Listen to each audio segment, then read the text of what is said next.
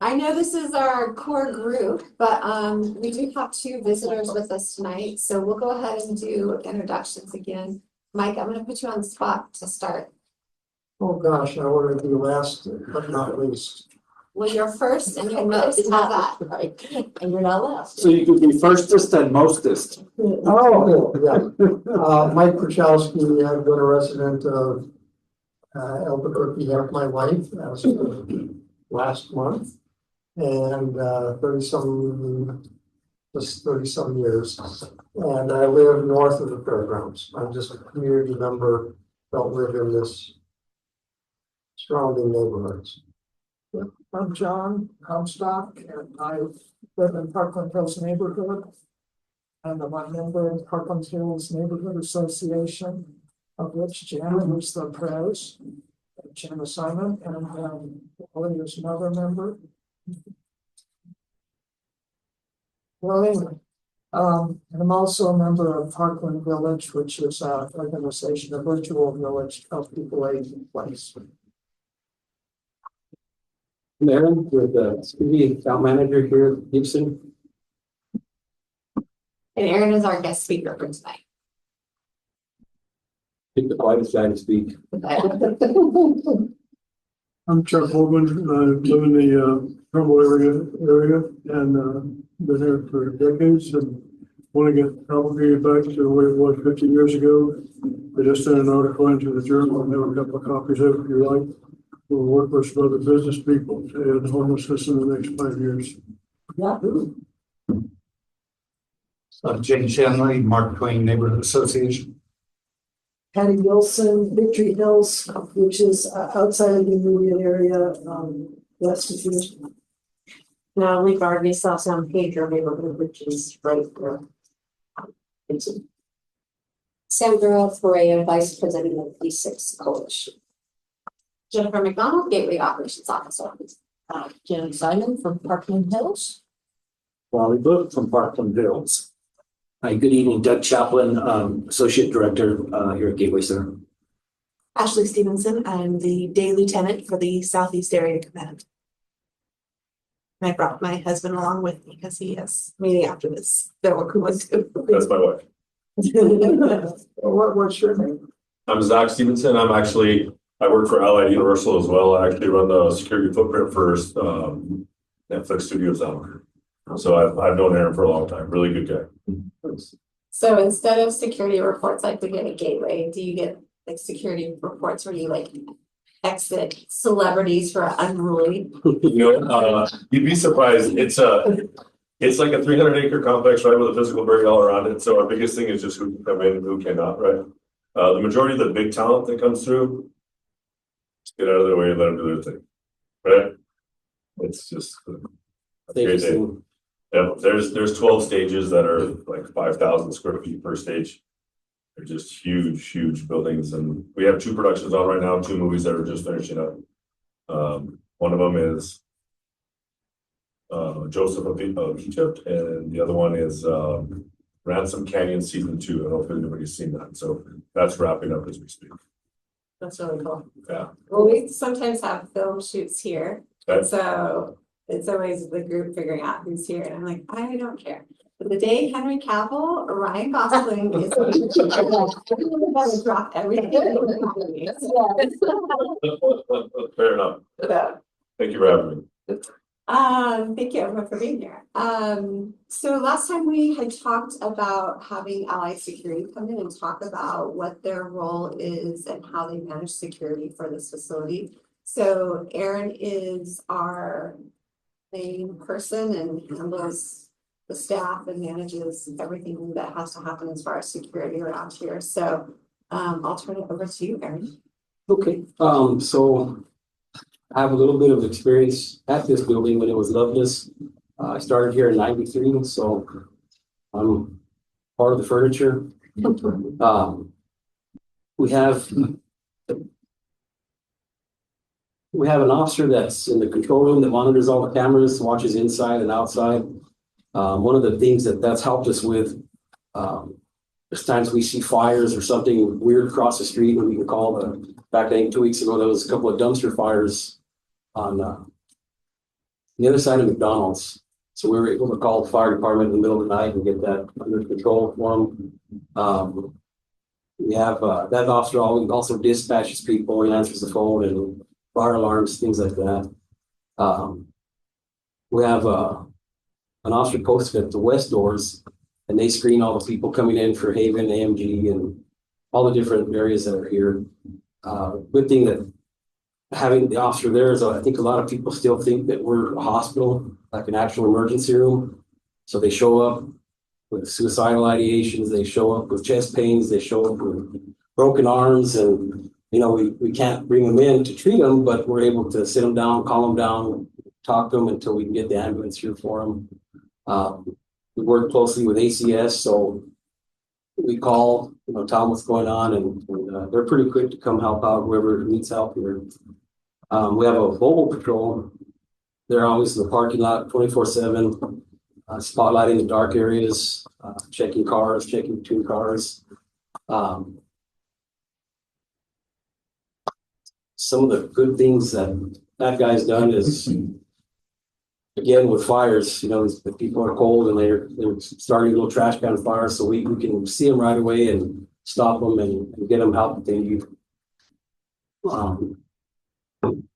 And they're, like I said, they're 24/7. They respond to whatever area of the facility that an officer may need help at. We have an inside officer that controls all the inside, checks all the doors, does fire watch checks, and looks for leaks, different kind of things. They check the perimeter, make sure all the doors are shut. Since we started doing safety checks, like exterior lighting. So if light burns out, we're on it pretty quick. We do the work orders. That way the campus stays well lit and people feel a little safer because of it. Been checking like fire doors, detect doors. There's what they're called, like manhole covers that lead into our tunnels underground. So we check those, make sure nobody can get in and try to stay warm or do crazy things. We started trying to communicate better with VA police because occasionally someone from there will wander onto our property or someone from here will wander onto their property. So we're trying to keep communication with them, let them know.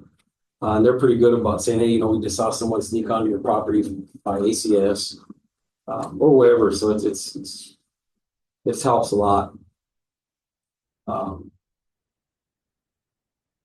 It's really it in a nutshell. Any questions you guys have about what we do, what else we might do? Hi. So I was curious about, the patrol, if you do the bridge. Yes, yes, we've been patrolling the bridge. Once it's locked down, we kind of just watch it with the camera. And you lock it down like when the sun goes down or like at a specific time? Yeah, it's usually when the sun goes down. Really, the officer will take the flag down, lock up the bridge, put the flags up in the morning and open up the bridge. Then we try to, at least every hour, try to do a patrol from here all the way to the bottom of the stairs, check the ramps.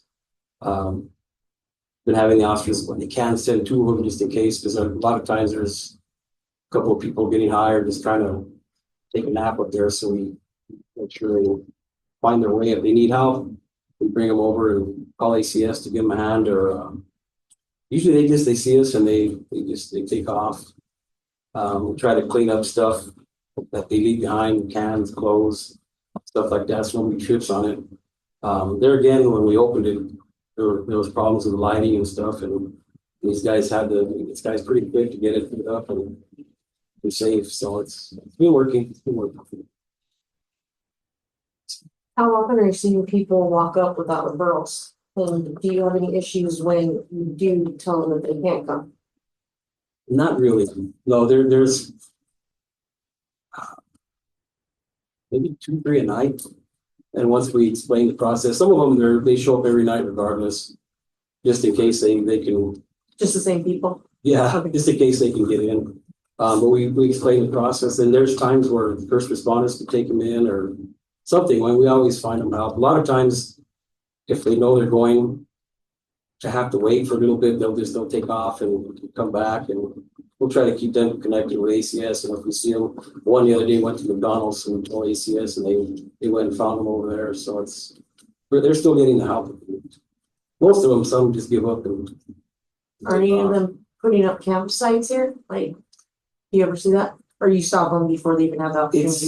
It's pretty rare. Sometimes they're there for about an hour, they get everything set up, and by the time we find them, they're pretty good about packing up and going somewhere else. They're pretty good about it. The bus stops, they like the bus stops. But if they don't leave with us, we'll call 311 transit security or give us a hand, but they're usually real fine. It's rare that they give us a really hard time. So if somebody just shows up, then what is the process to try to turn them over to ACS or try to get them help? Or Yeah, if we can get them help, because there's times where, like, if someone showed up intoxicated, we call the sobering center, and they'll evaluate them. If they can take them, they take them. If it's something where they just need a place to stay overnight, we'll call first responders. If they have space, they take them. So usually last resort, towards later on, maybe 1, 2 in the morning, we're full or whatever, we'll get them ACS help. So it's been working out pretty good. The sobering and first responders, everybody kind of works real close with each other. So it's been nice. It's been real nice that we can get all the people the help that they need pretty quick. So one of the things Aaron mentioned was, they help us keep eyes on the facility. So if you all remember, this facility is 20 acres, 572,000 square feet. We have a couple of outbuildings. We don't have cameras in every area. So there are eyes and ears, especially on rainy nights where they're checking roofs for us. They're checking sinks, they're checking bathrooms, they're making sure adventure with wildlife in this building. I don't know if we told you a couple of months ago, we had a bat fly in and stick itself to the sobering door. So they're keeping eyes on us. Doug, do you want to tell the story about the employee who left the plate in the sink? So, yeah, That guy. we have a tenant up on the 3rd floor, and one of the managers was had some lunch and took his plastic plate to a sink and started rinsing it off and got called away. Left the plate there.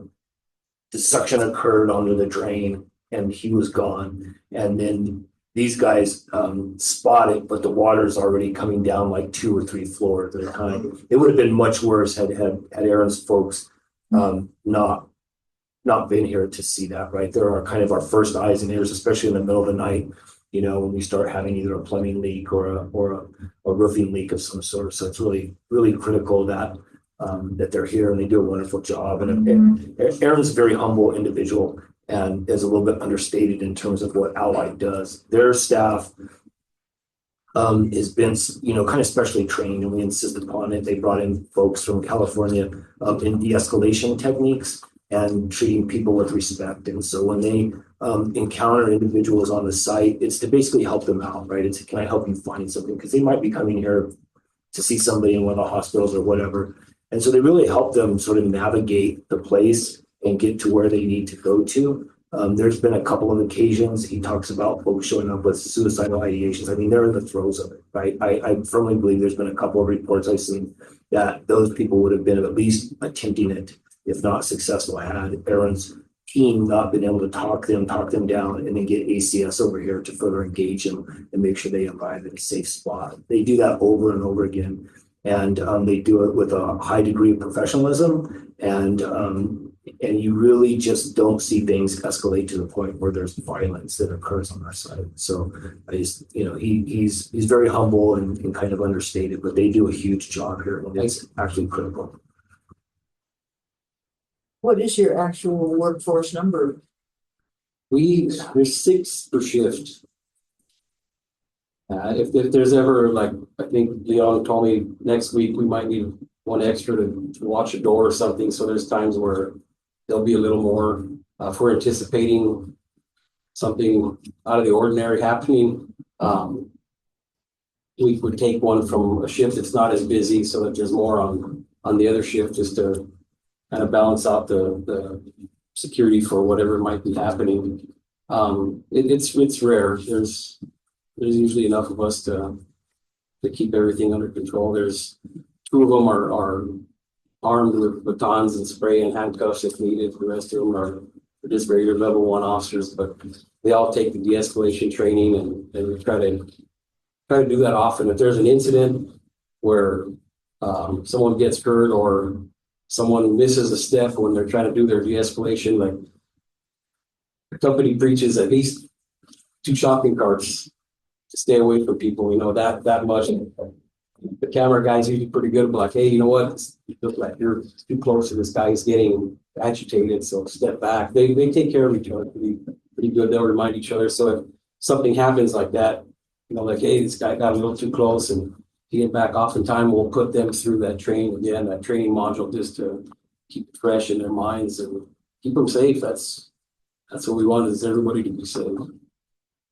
We do a lot of work with our tenants, especially our hospitals. You can imagine people are here who are sick. It puts a lot of stress on families. So there's been situations in our hospitals where situations have gotten heated and Aaron's crew does a really good job of making sure that they're protecting everyone, but having compassion with the individuals that are in the moment. And so, yeah, they're a huge help for us.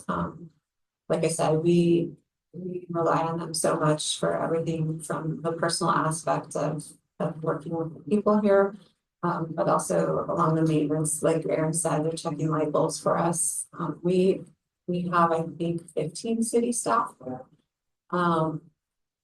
Right now we have 3 maintenance people, and so our maintenance crew is really busy taking care of all of our tenants and our city sites. So having eyes and ears on the light bulbs out, or there's a trip ring hazard over here, or there's paint popping up over here that we need to,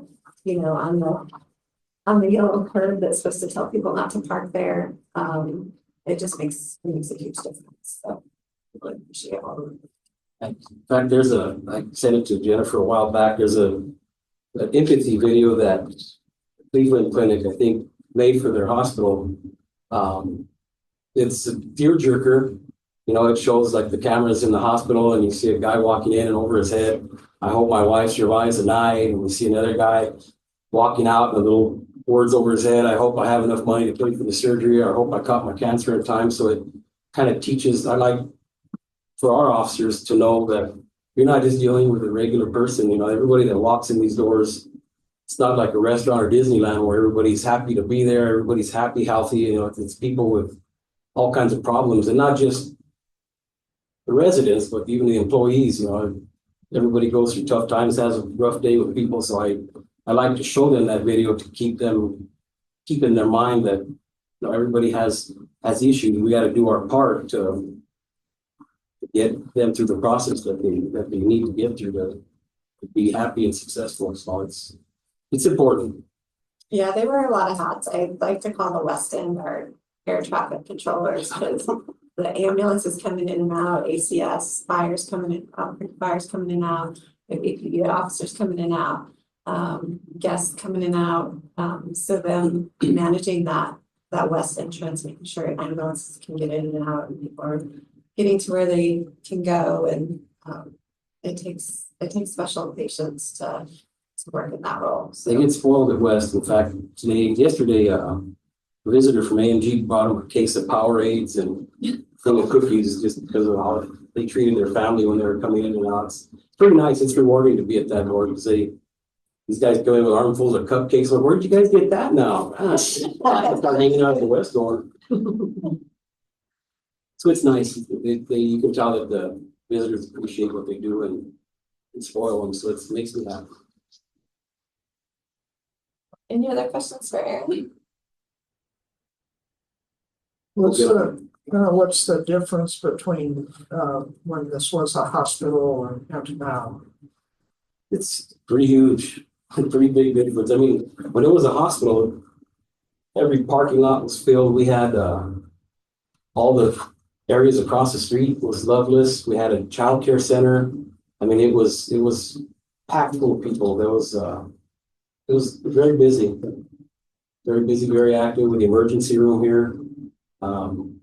We had a family birthing suites, pediatrics hospital. It was nice. ORs, just cardiology, whole range of stuff that used to go on here. So it's nice seeing it grow again, you know? Yeah, yeah. It was a beautiful place. Everybody everybody's happy. It was just nice to see this room full when it's getting that way again. So that's pretty cool.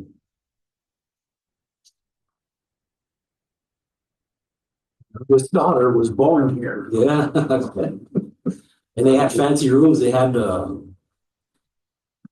like jacuzzi tubs to do water births. I mean, it was hardwood floors. It was beautiful. Beautiful spot. That's where Turquoise Lodge is now. Yeah, it was nice. Nice to have babies here. And then my two kids were born here too. Yeah. Yeah. You had a good experience. Yes. Yeah, that's pretty neat. They had Brandy's Deli over here in the lobby and made good sandwiches and it's kept us happy. Kept me skinny. Yeah, that's my favorite whenever we have people here for the first time for meetings, if they've lived in Albuquerque any amount of times to hear their connection to this facility. I love hearing like, my kids are born here, I was born here. Yeah. Doug's like, I got my tonsils out here. And my daughter was born. It's pretty cool.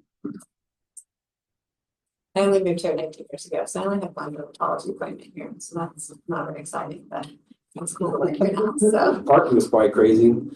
It was. Yeah, I remember. It was.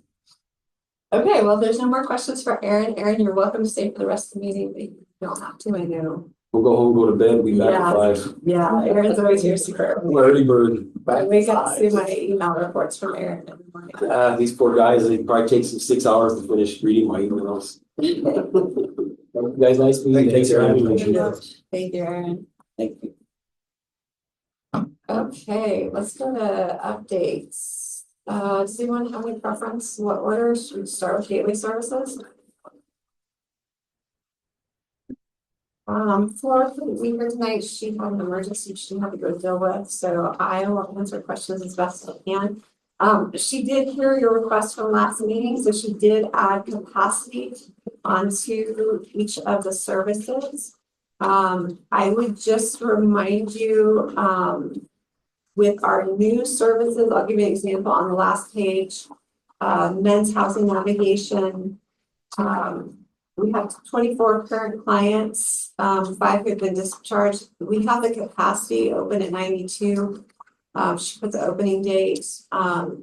We are still, our operator, which is Community Bridges, who also runs first responders, is still hiring and training. So that's why it says we have capacity for 92, but we only have 24 current clients at this point. So as you look at those and wonder why they don't have full capacity, it's because we're phasing in and letting our operators hire. Does that happen with the contract payments as well? So they're. Yeah, so the way that city contracts work is it's a reimbursement contract. So we will execute the contract and then monthly they will send us their expenses. And then we will go through and document them, make sure that they're correct, and then we'll reimburse them for the previous month. So for example, right now, Community Bridges will be working on their October reimbursement payment. The city will pay out the end of November. And that will be based on the beds that were actually occupied. Correct. It'll be based on employees' expenses. So there's a little bit of lag in those employee expenses payroll as they're hiring up until they get to full capacity. And then there'll be delays in things like women service because they're not using full women service. Things like the catering contract because they're only feeding 24 individuals a day. So there is usually some expenses that we allow them to occur before we officially open so that they can get supplies, get some employees in and to see that you'll see it raised to the point of standard contract as we go to 92 beds per month.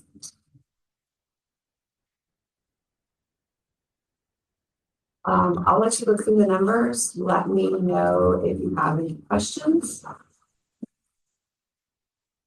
For the Gateway West, here it says 860 per story, possibly 660. The number for 71 plus the older, third floor, is that up from last time? I'll have to check that for you. It might be down just a little because we're prioritizing women's and men's here. We're prioritizing senior citizens from west to these beds first. Okay, So it might actually be a little bit down. Last month was 29. Okay, it's a little bit up, so. Oh, no, I'm sorry, I wasn't here in October. This is September. But I can ask Laura and get those numbers too. because the priority is from like 60 on up. And then here for the Gateway family. The number for their 17 and below was 133. Was the kids were 17 and below? Were they part of the family served or were these just individuals walking RD? They are part of the family served, so we do not allow minors at that location unless they are with the phone. Oh, oh, this the 71 plus 7. Gateway West. This is 3 days. No, Sorry. Oh, this one.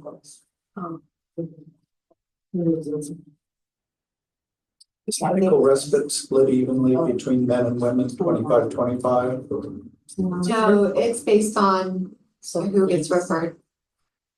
You want to talk about that? Doug was part of the original planning for us, but you want to talk a little bit about that?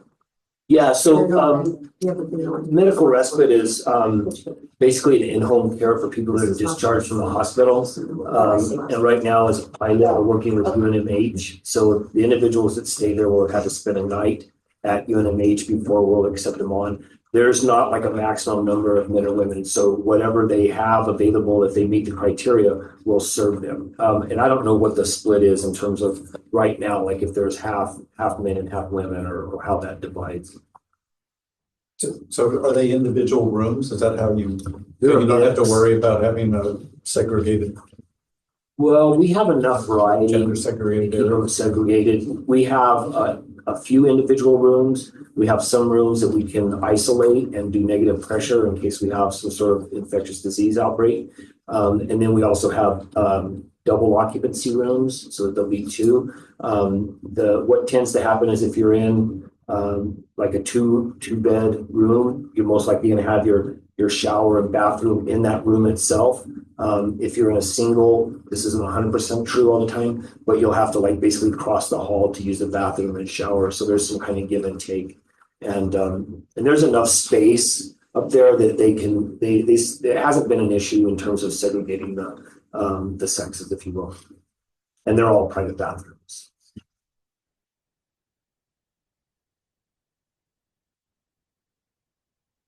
Yeah, that was the former ICU space for Loveless, and so the decision was made by the city to keep kind of an ICU feel, but go back and renovate it.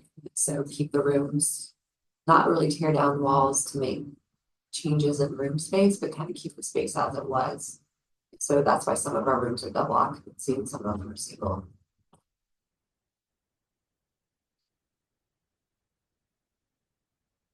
So for the first responder area, 211, that's lower than, yeah, last month it looked like it was 238. It's 211 now. That suits the age range. 21, 30, 31 to 40, that have a big uptake. Those 21 to 40, there's an uptake, the big, like 30 to 40. Yeah, that's the one that fluctuates night to night for us. remember that as 24-hour emergency sheltering. So, some of it I can explain, and some of them I can't. Some of it we know once we get into warmer nights, we see lower numbers. I think I told you all this before, but 4th of July weekend, we saw really high numbers. We expect numbers to go up as we get colder. We expect ACS and APD to come across more people who need emergency sheltering. So as we get cold, as we have rainy days, as we have snowy days, we expect those numbers to go up. We've actually seen our families drop a little bit. For a while there, starting 4th of July weekend, we had at least one family coming in needing emergency shelter every week.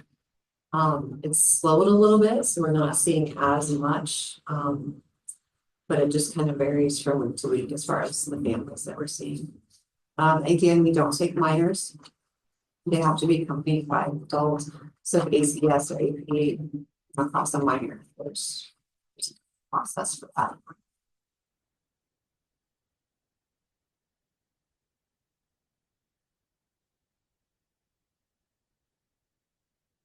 On page 2 there, where it says a women's housing navigation and the destination there and the total of 24. The destination is rent by client on no ongoing housing. So those are people that been in the system and they got out of the system and they rented their own place. I'm sorry, tell me which line you're looking at again. Women's housing Okay. navigation there, where it says there's 80 on the left side there. And on the right side, it says a destination and a 24 total out. And the first line of this is rent by client, rental by client.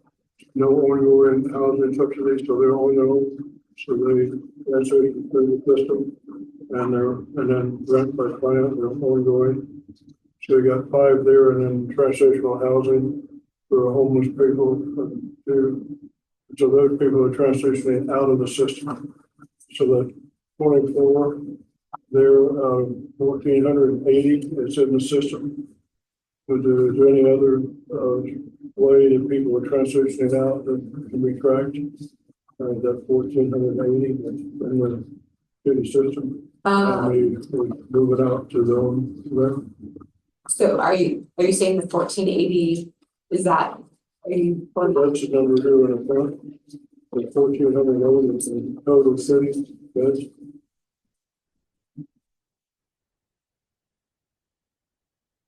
Oh, So there's something. Just file. oh, yes, individuals served. So it's a little more than. So you have the 24 and the 5 and all that. So There's 7. Yeah. Yeah. So we track those numbers in our housing navigation program, so respite, men's, women's. We're not able to track it in first responders. They do a connection to service, so they don't put them in housing. And then Gateway West is our lowest barrier shelter. So we do have case managers out there who are tracking. I can see where we are on those numbers, but our Gateway West population is transitory, so. So the city has a database. What's the name of the database? The city has a database. Is all 1,480 people in that database? Yes, so we're tracking them a couple of different ways. So we're trying to track everyone as much as we can in HMIS. Gateway West is a little bit harder because of the number and the kind of the nature of the clientele. But we do it through HMIS, and then we have a city system through Caspio that we ask our operators to input information to. And that's where Flora pulls this information through Caspio. And so the city uses HMIS? Yes. And I thought the city had a separate database, that HMIS was being handled by Metro Corporation and Homes. And as they didn't, their database didn't communicate with the city's database, so. Correct. So that's why we have our operators. Our operators have to input data into 2 systems. So the city system is Caspio. Caspio? Caspio? Yeah, CASPIO. So you enter into both Caspio and HMIS. Correct. And Caspio asks for things that HMIS doesn't, and vice versa. And can any nonprofit, log into the TASPIO If they have a city contract. if they have city contracts? They do. And so the TASPIO, does that have the ability to track every homeless person that's on the street? All 1,480 and the others that aren't? No, it's only for those that are in the gateway system, The only ones that want or in the gateway system. in the gateway system. So what about all of the rest of the other thousands that are out there? So, Are they tracked at all? that work's being done through different partners, like the coalition, so that's HMIS, that's where HMIS comes into play. And the other nonprofit partners that are using HMIS. Because what I'm advocating is that 5 years ago, the city and the county looked at Built for Zero. Were you in on that negotiations? No, I was looking for the city. There's many solutions. Gets $100 million from the MacArthur Foundation every 5 years, $20 million a year to help 100 cities end homelessness. And over the last 10 years, we've gotten 15 cities to net zero, what's called Built for Zero. So meaning that if they have 50 homeless people on the street, they get 50 people off the street that month. And 15 cities in the last 10 years, they got to Built Zero, to net zero. And so I'm advocating that there's got to be a database where all 5,000 homeless people are in that database, so we know who they are, where they are, what they need, and give them the resources they need, and the amount they need, when they need it. And I'm working with a nonprofit right now that has 450 methadone drug addicts and mentally ill drug addicts homeless off the street. So they got them in their drug rehab program, and they have over 200 of them in beds in homes and apartments in the last year and a half. They haven't taken $1 from the city. Well, it's all on federal Medicaid money. And so what we're advocating, I'm working with a professional from the university to scale that 450 drug addicts to 400,500 in the next 5 years. And the professor of the university says they can scale it 10 to 100 times with the right support. And the proper support is to get the city, the city council to come up with the money to get one database that everything is in. Everybody communicates. They have one database. Every homeless person is in that database to find out what they need, when they need it, and give them what they need when they need it. That's what we're advocating to end homelessness in the next 5 years. You said 5,000. Did you mention 5,000? Is that what I heard? Just using 5,000 as a number. The PIT was published this week. 8,000. I was saying the next 5 years are going to probably 5,000. So we're aiming for set it up for 5,000. If it happens to be 3,000, great. And you get to that. 15 cities have used this model, and the city and the county looked at it 5 years ago, and have married in one of the versions. He wanted to get me something. That's what my 21 pages before. That's fun. Talked about it. So.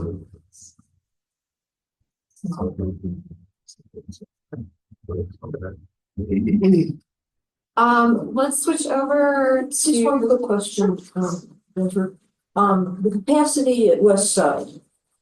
So it's saying 660 is the capacity, so it's been 200 people over capacity. No, so the 860 is how many we served in October. Okay, so it was a flow through. Yes, they may have been there for a day, they might have been for a week. Okay, before I lose Lieutenant. Let's take a look at APD staff. And see if you have any questions. We'll see if she can answer them. If not, we'll get in contact with Laura. If we have any questions we can't answer. Jennifer, can I ask one, quick question before we go into the report?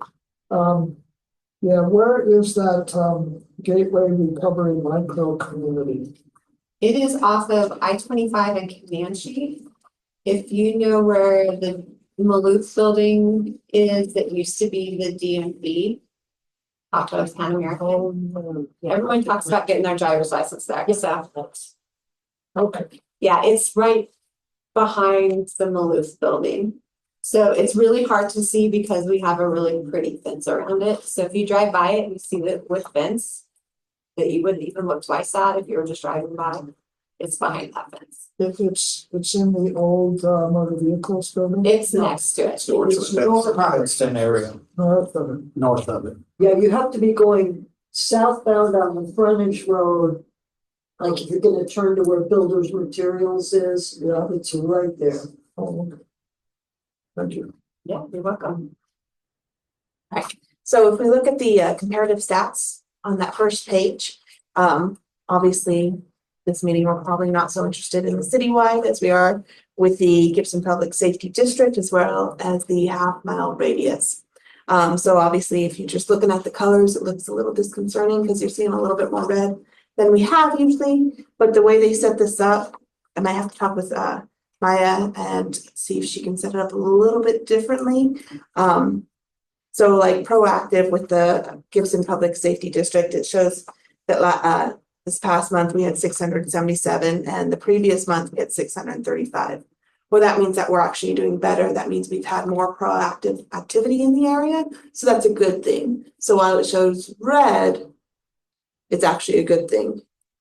So we're actually doing more proactive. Yes, on that one. Okay. And so this is what I was talking about. The property crimes, again, then that's shows green, which is good because we had 96 this month and 110 last month. So that's gone down. So that green color's a legit green color. Quality of life, 681, whereas last month we had 666. So a slight increase, which is quality of life. Crimes are going to be anywhere from welfare checks, direct traffic, missing persons, juvenile calls, 911s. So calls for service, but not something violent, not something property.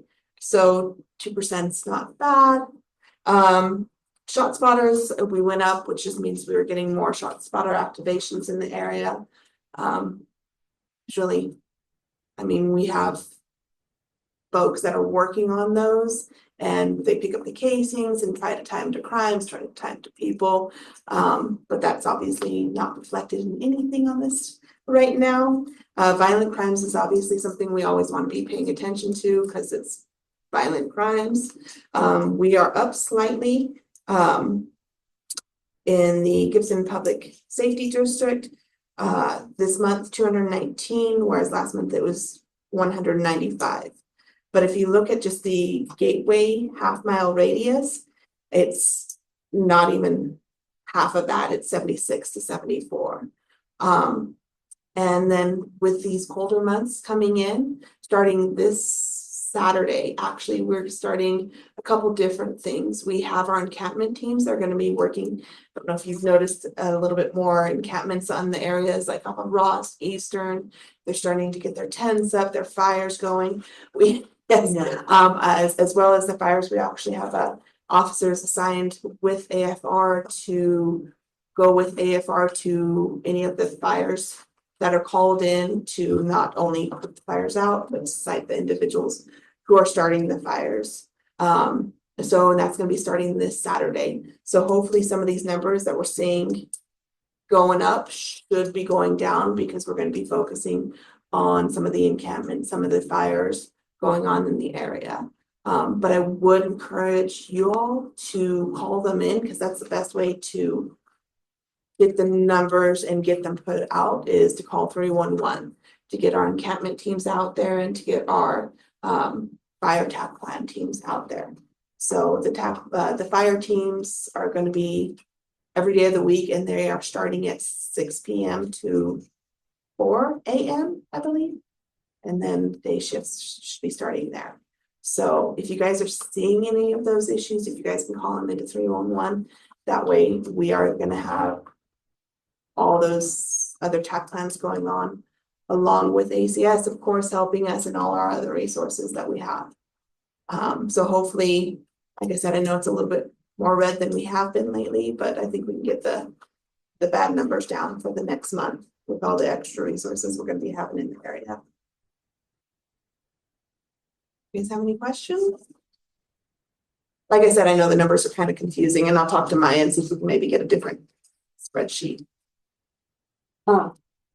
So, you know, walking school bus, Yes. right? And I'm always texting Commander. Yes. I tried this whole week not to do it, because No, we want you to, because we want to be able to, we don't want you all walking through all that, so. that parking lot, which has been the eyesore of that whole area, that one right off of Eastern and Ross. And, yeah, Eastern and Ross. Yes. Today there were like 2 other encampments and just garbage everywhere. Okay. Who owns that, or who can we, the public, start bugging about that? Do you know? I don't know that off the top The of my city head. owns that lot. Are you talking about the one right away? That big old parking With lot? the fence all the way around? I mean, half of the fence is broken and. So you know, and all I know that on our weekly encampment meetings, that's always brought up about them breaking, like we re-fence it, and they break back into the fence, and then they re-fence it.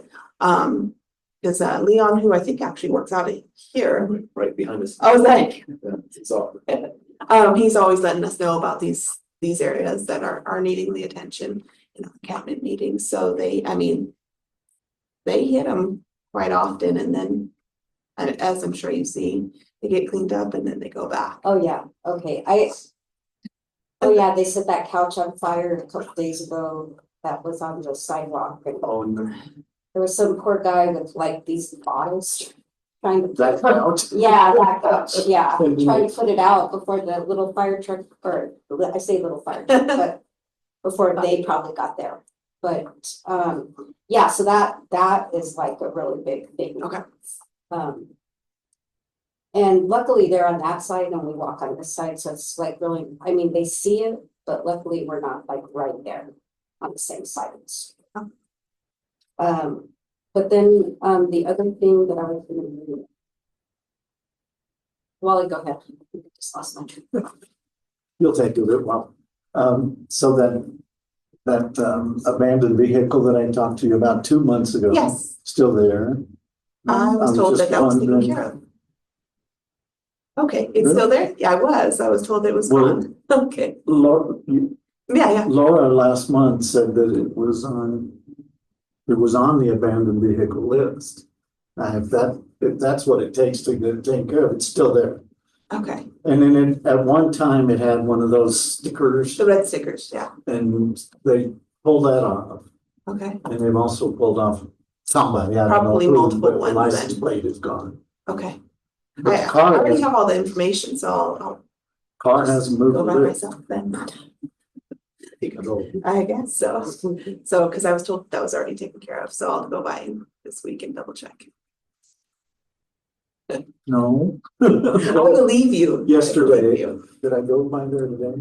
Yes, I drove by there today, it's still there. Okay, And finally the number, so I text, Commander, and I guess he texts you too, or I text you both at the same time, I don't know how I'm doing that. possibly, I'm not sure which one you're talking about.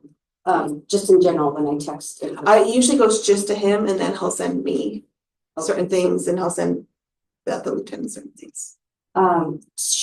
Should we also be calling 311 in addition to texting you all?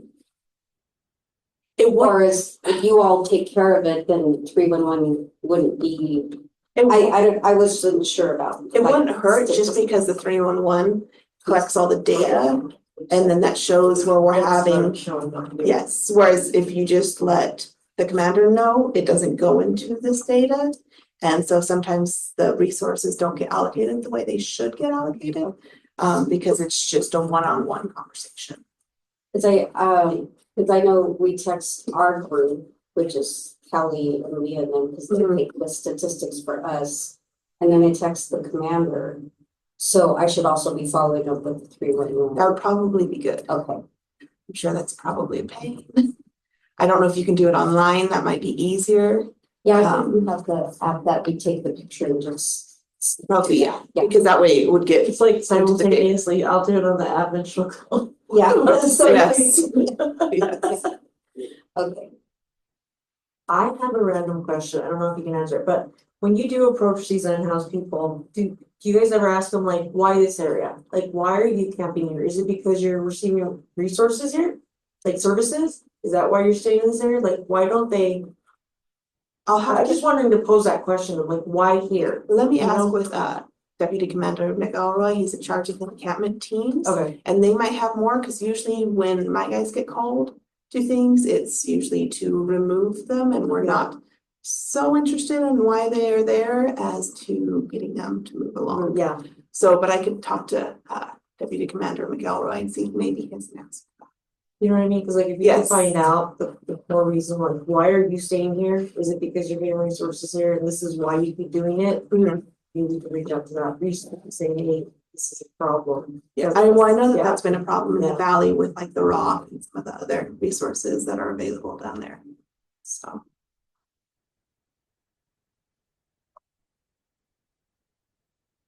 One more question. This will be quiet, sorry. On the third page here, where it says the quality of life, list. Mhm. What is number 90 VIP enforcement? So TNPM enforcement is for people who have committed crimes that qualify to not go to jail, but to receive resources instead of jail. So that they committed, so they, it depends, it has to be a Is that non-violent like crime, violent intervention? kind of like an intervention program, So it's not yes. VIP like special person? No. No, oh, that's No, not. no, it's not like, yeah. No, so I'm thinking in the wrong direction. This is not some congressperson. No, it's just the one that qualifies, it's not violent, it's like their first offense, and so they qualify for programs as opposed to going to jail. So, but they have to meet all the qualifications. Yeah. But no, it doesn't mean that they're high ranking or anything. No, y'all have anything else? Are things getting better or things getting worse? Oh, well, in wintertime, they're gonna change because they're gonna change, but with the weather, then you have more people setting up structures as opposed to just sleeping out in the open. You're gonna have people starting more fires. So they're gonna change as opposed to it is what it is. So, but like I said, that's why we're doing the TAP plans with the encampments, with the structures, with the fires to combat those changes that are going to be occurring. So, but that's why I was also encouraging y'all to call 311 so that we know where our problem areas are and that we can get the resources.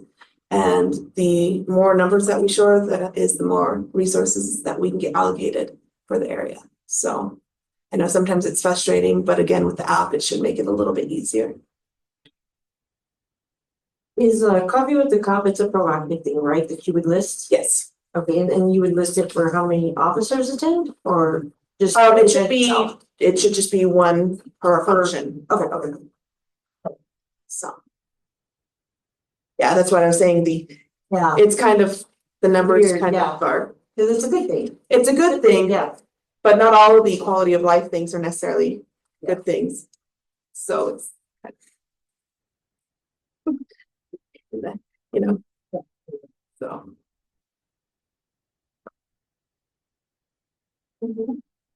Thank you. I'll be in the next one, so if y'all have any questions, Wally, I will make sure that that car, there's something happening with that car before this next meeting. It's not that, by itself, it's not that big a deal. It just blows my mind that it's been weeks and it's still there. Yeah, I agree, I thought it was gone, so. I'll double check on that. Okay. Well, y'all have a great night. Thank you. Thank you. Pleasure meeting you. Have a good picture. Next time, bring some hotties. Other than the Ashley. Okay, let's move to 311 calls. I'll get in front of you.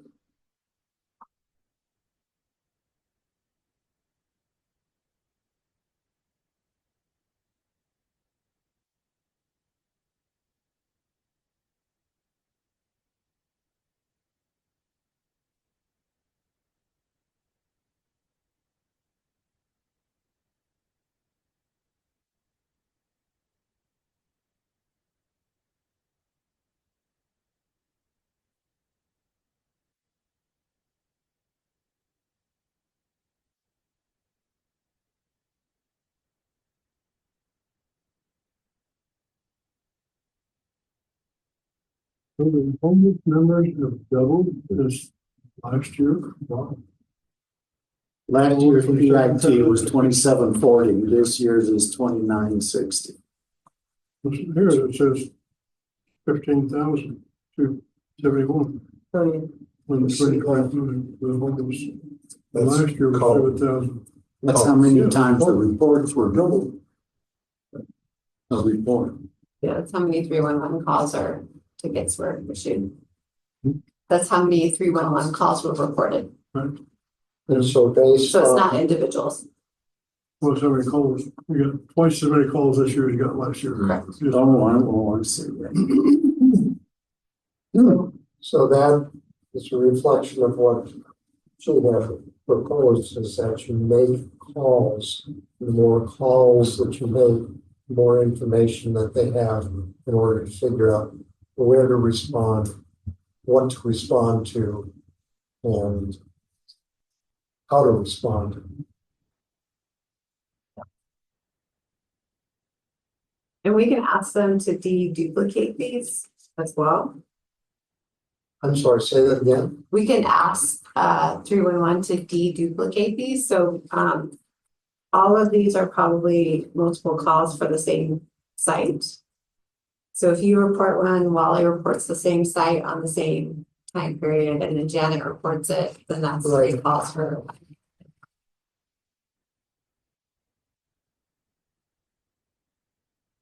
Well, a good question. Is this a cumulative year to date or just the month? Year to date, year over year. Oh, yeah, okay. A good question would be, did the National Guard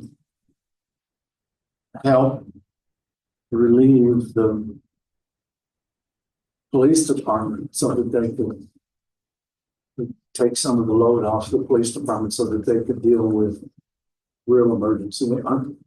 Not to say that an unhoused person is not a real emergency, but so they can deal with a higher level emergency. Because if the numbers are going up like that year to year, that's more contacts. But who's making all those contacts? People who call. Who responds to 311?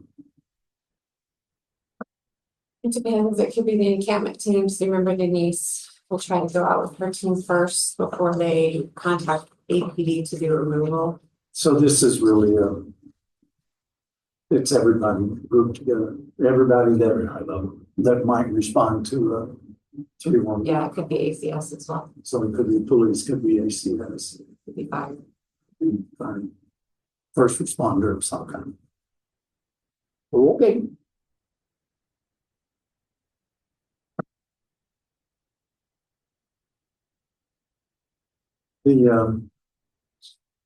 It's not your bailiwick, but it is in your area, that same lot that Sandra and I have been talking about. It is a pigsty. And not just, if you took all the campers away, there's a lot of solid waste stuff that needs to be taken care of, both behind the fence and outside of the fence. Is that in your bailiwick at all, or is that somebody else's problem? That is not, that would probably be a combination of solid waste and I reported it to 311. That should get it there, but that's gonna be police, Well, I've reported the trash No, so many times, it's ridiculous. is the city the owner? The city, yes, Of that lot? originally that lot was owned by Loveless. What was it now? And they donated it to the city. Just call code enforcement to enforce it, so. That's a code, that's a code enforcement, leaving trash on property is a code enforcement issue. Well, and 311 sorts that way, so They should be able to activate should be- code enforcement. I'm just saying nothing's been picked up there. It's not the only place they're not doing code enforcement. I'm sorry. Call again and again until it gets done. Because they said if you call, it escalated, but not done and don't get it completed in a day or two, call again and ask for a supervisor. That's what they said months ago. And I said, just escalate it up and she'll get it taken care of. Sometimes you have to call them to, we can go get the person. I started trying to use the phone app because I can put a picture with it. What's it? I've started trying to use the phone app because I can put a picture with it. Yeah. So you're probably right. I should report it again and especially if they said, well, but they 311 closes it out as soon as they hand it off to somebody. So if they hand it off to solid waste and say, you need to take care of this, 311 close and sends me a message saying it's closed. Yeah. Well, it's closed as far as they're concerned, but not as far as my eyes are concerned. And the supervisor of 311 months ago said, if it's not done and it's closed, call back and reopen it and tell them it wasn't done. So what I do Because when they I don't call, know. They don't know if you don't tell them. It's just like you go to a restaurant and get a bad dish of food. The manager doesn't know, it doesn't Well, go. it takes, for that system to work properly, it ought to have one more step. Solid waste should report back to 311 before they close it. Yeah, Because it's not Supposed to do closed. that. I'm sorry. that's a problem. Nobody, But, well, they're reporting it closed as soon as they hand it off. I mean, the kind that we'll get is, I don't know how solid waste does it, but we usually get people that are concerned about something. And we have to reach out to them at least 3 times, have a conversation, and then we go back to our internal person and say, this is what happened. We spoke to this person, we weren't able to contact the person, or if we talked to them, this was the result of the conversation, right? And so then they will close it that way. I don't know how solid waste does it. I don't know if they just say, okay, we've got it, now it's closed. I don't know. That's a question for solid waste. But we actually have to do something or show an effort to make a contact before we can close it. The mayor does get reports. They talk about it in directors meeting every week about how many open 311 tickets there are. Department directors get in trouble if they have tickets that are open. Yeah, they escalate, right? It goes to a staff level, and then if it's so many days unresponded, it goes up another level, and eventually it gets into the executive. Doug and I can work and see how we can escalate that. I think it's slated to become, it's a flood zone, but it's also, I think, slated to become. Yeah, there's been for many years a conversation. Yeah, that it would go to a MAFCA to build some flood zone. Well, to help relieve the flood zone in the southeast area, it's gonna be a Catch basin there? yes, sir. Catch basin in conjunction maybe with a park or something else, but I haven't heard most recent on it. Nicole told me she wanted to put a senior citizen center there, housing for senior citizens. Yeah, So I don't know. I don't know that anything's concrete, but right. we all keep fighting over it. But Doug and I can see if we can escalate it. Well, when I call 311 for something like that, I tell them, can you please send this request to solid waste, to code enforcement, to Nicole, to the mayor's office. And so they do 4 separate things. And then the person from solid waste emails me, sometimes like calls depending on what it is. So I ask right away to initially send it to all these different people. Now, usually I have to wait a little bit because I have to go in and do it to get for each. but they're good about doing it. Well, Yeah. I can put that in the narrative when I report it. Yeah, just tell them who you wanted to send it to Solid and always waste, end with code mayor's enforcement. office Mayor's office. and Nicole's office. Oh, and yeah, she has mentioned. Right, so because she has said that she wants to get these emails, so she knows too if what's happening with Greenland, if they're addressing it or not. So those are my 4 big ones that I always get emails returned saying solid waste got yours, the mayor's office got yours. And in California, the mayor's office is really good about getting back with this as well. This is, yeah, I didn't know this, but this is her area. Nicole's Yeah, no, Angelica. and Pelican. She's not just. She doesn't just work for Kelly. This somehow she's responsible for this area. For the 6 District district, 6. yeah. So is there an Angelica for all the different districts? I don't think so. Yeah, it's civic engagement. Who's Angelica? Angelica Archuleta. She comes to the meetings and will give us a briefing about the stuff going on in the city, mayor's office. she's specific to the She's, everything or yeah, just I to mean- this district? like, if you talk to her and you say you have something going on, or, you know, an issue, she gets it done. I will vouch for her, like, we constantly call her. And I like, and if it's like, and if she's not available, and something's like really bugging me, I'll call Doug. Because like, even that slide at Wilson Park had a hole in it. So the kids were like falling in it. You'll call who? Doug with Mayor's office. Oh, Doug Small. Doug Small, not this Doug. Not this stuff. No. Other duties on somewhere. So I have a question. What is the alley designation? What does that mean? I mean, homeless needles, alley, weed litter. So is it needles in the alley, homeless in the alley? What is alley? Are you on page 2 or 3? Page 2. The bar charts.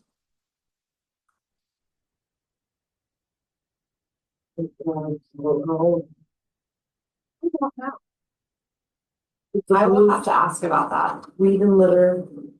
Oh, yeah, Well, doesn't make sense, yeah, it doesn't make sense. 'Cause Um, it's two things, right? Well, no, each category has like Yeah. every year, but so I understand what all these mean except for alley. Yeah. Does that mean like there's someone camping in the alley or there's trash in the alley or? Let me reach out to Carrie and see what she Okay, says. thank you. Okay, any other questions on 311? Okay, let's talk about what we want to do for next meeting. So we will do a week early because of the holiday on the 18th. I have a question about pies. You sent around the sign up for pies. Yeah, And I got a voicemail from somebody. you did. So let me apologize for everyone who got confusing voicemails. We are doing some mentoring with our person that oversees our port intern who is given no direction and told to pick up the phone and start calling from the list. So we are having some growth opportunities. So thank you for your patience. John, I have a printout because you did not put an email down, so I can talk to you after the meeting and we can work out pies. Is that okay? That's fine. I did include my phone number. I thought somebody could call me. No, sorry. Did I say phone number? I meant to say email. You did say, no. You did? Yeah, but so why can't somebody call me? I thought they were gonna give me directions. Yes, about so how to do it, but I'll do it with you now. That's Oh, good. I bet I left it in my office. Did I? I printed out directions for you. And I was gonna ask you if the directions were okay, if they would work for you. If not, we would set up something else. Oh. So remind me after the meeting, I'll go grab it off my Okay, desk. thank you. They don't need pie for Thanksgiving. Yeah, Now so they need pies for Christmas. we did have a business come in and give us a donation. They are actually have a connection with Costco, and so they wanted to go pick up the pies and whipped cream. So we are shifting to Christmas. So if you donated pies to us, we are freezing them and keeping them for Christmas dinner. Are you refreezing them? Because they already come frozen and they defrost them, Sam's Club said. That's why we got, when we went with Laura and Sandra, we got them from the freezer because they hadn't defrosted them yet. And that's why, because when they put them out, like just put them out there, they only have like a 5-day lifespan and then they're no good. Yeah, so, We did it last year, last time, it was all Costco and Sam's Club pies. yeah. We'll keep an eye on them. And so you guys are gonna pick up the ones from Laura. We've already picked them up. Oh, you already did? Yeah, so they're at Gateway Weston. Okay. You're a very helpful person. So Mike, did you say you have the list of what we volunteered to donate? yes, Because I couldn't remember what I volunteered to donate. it's on my desk. I I'll got grab the it. same, I got the same voicemail and I was gonna say, what do I need? How much did I say I bring and where should I bring it? But I'll check with you. You don't need any more for Thanksgiving. Correct. So there's no rush to do it this week. So if you want to wait till closer to December to purchase it and bring it to us, Okay. that's perfectly fine. If you want to do it because you already have plans to go pick it up, that's fine too. So I'll grab the list of what you signed up for and I'll give you the instructions as well. I'll do it for Christmas. One less thing to do right now. So it's a place, there's a place that we can bring them to. Yeah, we It's, don't have freezers here at Oh. Gateway Center, and Oh. so It's we're in our asking- neighborhood, Tom. We'll be okay. we have a health and social service center that we would like you to bring them to. So if that doesn't work for you, just let me know and we'll come pick it up from you if that's okay. When you talk about the Highland Senior Center. What's the- Ruth Adams, Health and Social Services. 7525 Zoom. Elon sent out I a can do clear, that. after Yeah, I've got a card. talking to him about the phone calls, he sent out a pretty clear email. You could probably just forward that to everybody. Yes, that's the one I'm. It's The one from Tanya? from Elon. Oh, the one from Elon. Okay. Yeah, that was after our mentoring session. The phone call came from Aztec, New Mexico. That is, Yes. I hope Ty was not using her cell phone. Ty is our intern from UNM. She's from Farmington, but she's living here going to UNM. That's why it says Aztec. She should not have been using her cell phone. Yeah, she left me a voicemail. Because So, I don't usually answer to something that's not in my directory. From Aztec. Most of us yeah. Yeah. So again, I apologize. Thanks for your patience. We're working on something good. two quick questions unless you're, No, go ahead. number one, where's Salon tonight? So we are super busy right now. We have got Thanksgiving at all of our sites here, Gateway West, Gateway Family, Gateway Recovery. It's only a tweak. He's busy. Yes. Okay, do I recall in last month or the month before that somebody said if you have clothing to donate, there are places to bring it? Because I was asked last night by somebody who said, I must have 800 pairs of socks. Are those things that they would like? We only take socks and underwear if they're new. If they're new? Correct.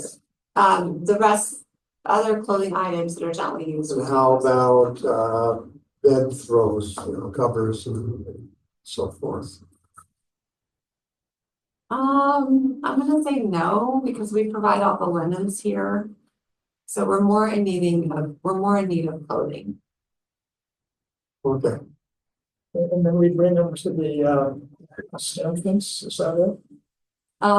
You can either bring them here on meeting nights or there is a form on our website that you can fill out and tell us what you're bringing, and then Alon will contact you to set up a time for you to deliver them.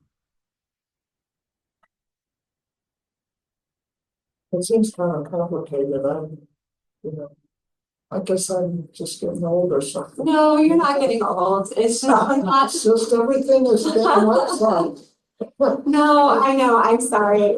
We have volunteers that help us with the donation center, but Alon's our only employee that really works with that. And so as much as I would like to be staffed with a good little center, we just don't have the staffing to handle it. so is contact information available on about the donation center on the city website? Yeah, so if you Google it, it should pop up. If you what? Google it. Google. What? Google pumpkin pie giveaway? No, donation center. Donation center. I mean, if you want to bring me pumpkin pies all year long, it's my favorite product. That's mine too, and they last a hell of a lot longer than 2 weeks. I promise. You know, my daughter told me that Satellite Cafe, the coffee place, they were selling pies for $80 for a full pie. For how much? For a full pie. Because she told me about it. She's like, Mom, you want to try this? I said, no. Like 30 pies. It's legally free. $6. Yeah. Well, I can hardly wait to see what my Keller's turkey is gonna cost. Okay, before we go to next month's meeting, I did put on here, I'm just gonna keep asking until you guys tell me not to ask. We are gearing up for Christmas, so if you would be interested in donating Christmas items to our clients. We have our family location taken care of, but we'd like to do little gift bags for our adult clients, so if we. Anything like beanies, some gloves, some, nice smelling lotion, hygiene, we're always looking for toothbrushes and toothpaste. Actually have a lot of toothpaste. We don't have any toothbrush. You don't want those gently used. No, thank you. I should caveat that by saying we also don't want those gently things. I can rely on you to keep me honest.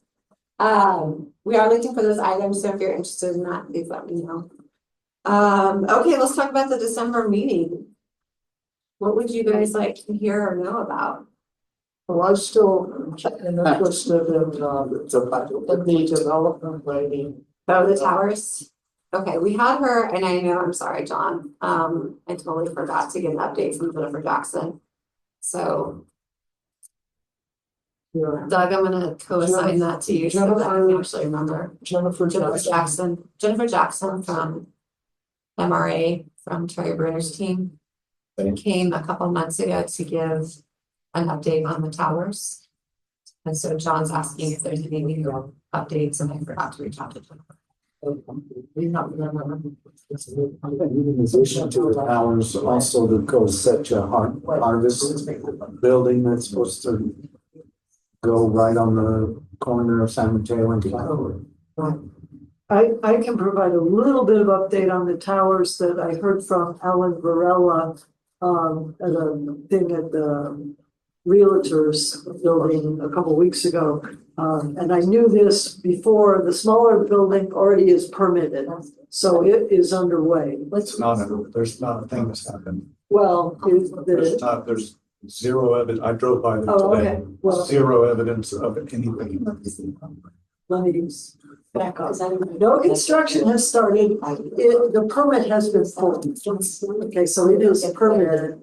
And I did see an article in the newspaper that said they were expecting work the way they are just not. Yeah, and the taller building, and what Varela talked about was the difficulty in keeping it secured. That he said, those homeless people have better tools than I have. They cut through, they put OSB, they cut through that, they put steel framing, they cut through that, so it's just been a nightmare trying to keep the buildings secure. I confirmed, by the way, with Jesse Hartman 2 days ago. Yeah. He is still required to maintain 24/7 security, so it's fully enclosed, safe open space. Yeah. So Morello's response to It is, well. Just to have like 30 or 60 days to do something. Thank you, Patty. Show a time frame. Yeah, so we don't know what time. And so we're Just just. got that email that sent you about Like that, basic. right? Well, Like I'm not sure. a couple months ago, I just asked, it was an update on that. They could just What the send smaller one is supposed to look like, plus it have the, We just. the Hall Tower has advertisement for apartments in it. Obviously, so if they're live, different. Jennifer Jackson. So they're giving up. Didn't get that. Well, I probably got it, but I didn't know, I didn't get to It it. was like right after our, not the last meeting, but the one before that. Hey, I'm not hearing a whole lot of ideas. Do we need to skip the summer and come back in January? Maybe. Anybody asking for a suggestion for the agenda for the 18th? You guys set the agenda. Well, what I would like to know is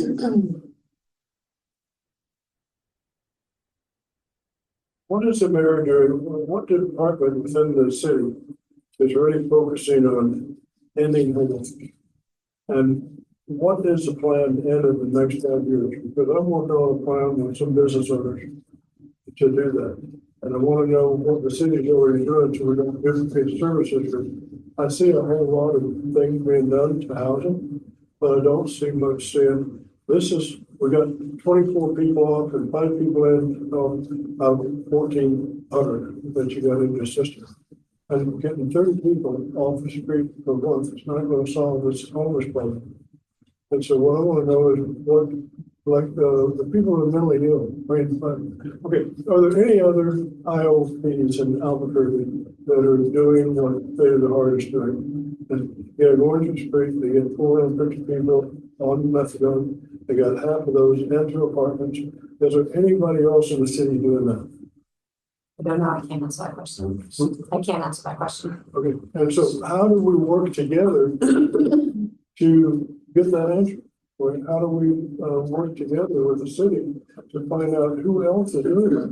Because there's several IOPs and intensive outpatient organizations, and all of them could do the same thing that State of the Heart's doing, but nobody's doing it, except State of the Heart's been getting people off the street with methadone for 6 years.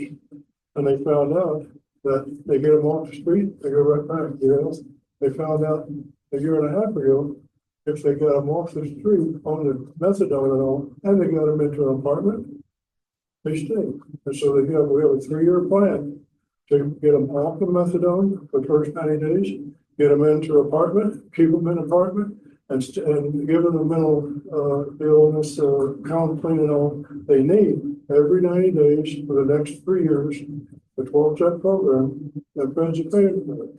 So you don't have to pay the damn for it. And so how can we work together on cooperating with everybody, with what the city's doing and what great enterprise people want to do? How can we work together to support it? Say that art and other people want to do it. Okay, so I'm not sure I understand what topic you want for December. Should we have State of the Heart come there? Well, if you want. Do you mean have someone come in and tell us all of the resources that are available for the homeless in New Mexico or Albuquerque or Bernalillo County?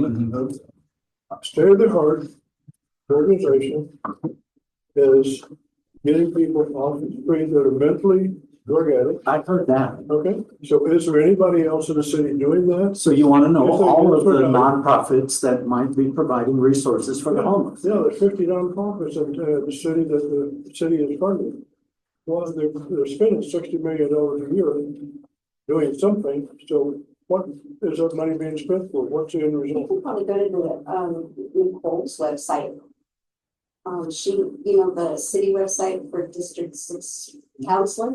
I'm talking about those things, not just. Like who decides in the city who they, like what nonprofits they work with? Like who makes those decisions? Like how do they vet the nonprofits that the city works with? Maybe like that person who controls that? Maybe. You know what I mean? Like the person that would control, hey, this is the nonprofit we work with because we've had success or. So, if it's a formal contract, we put a request out for proposals and it depends on who applies. We go through a scoring system. There's other nonprofits that we don't exchange money with, that we partner in other ways. Albuquerque Healthcare for the Homeless is one of them. So it depends on the partnerships. So, okay, I'm gonna ask one more time, because we're 2 minutes to time. Do we want to have a meeting in December? If we do, what do we want to talk about? I do want to be okay with the meeting in December. And so with or without? What's that? What'd you say? I'd be for it. I'm for a meeting in December. How many want to have a meeting? Well, we need something to talk about is what. What about, is there a set of performance metrics and success criteria that overall for all facets of the gateway system that could be shared with us? Yeah. Understood. How do you guys determine if something's working well or not? Yeah, so each of our contracts has a scope of work. that we hold our operators to. So we hold them to that scope of work, and then that's where Flora comes in with the data, and then our contracts team. Site visit is not the word I'm looking for, that's the word I'm looking for, the monitoring, thank you. We also do monitoring with our contracts team. So they go in and do specific monitoring to make sure that they're doing what they're saying they're doing. You know, the data reports that she was preparing are great, are much better than not having them. But when we look at those, at least when I look at those discharge numbers, I can't really tell if that's good or if that's not good. Yeah. But you guys probably have some criteria by which you would assess that and say, gee, we need to improve, or we're doing great, or whatever. It would be really interesting to know what that process and what those numbers are. I would find that very interesting. Okay, does that seem doable for December? We'll look at contracts and we'll talk about monitoring and data and how we hold our operators accountable to the scope of work. Yeah. Okay. Sounds good. How about redevelopment? The redevelopment? I'll give you an update. Okay. And then I'll look and see when last time we had code enforcement, I'll look and see when. This is when we the had same to- line. So I'll give you guys updates.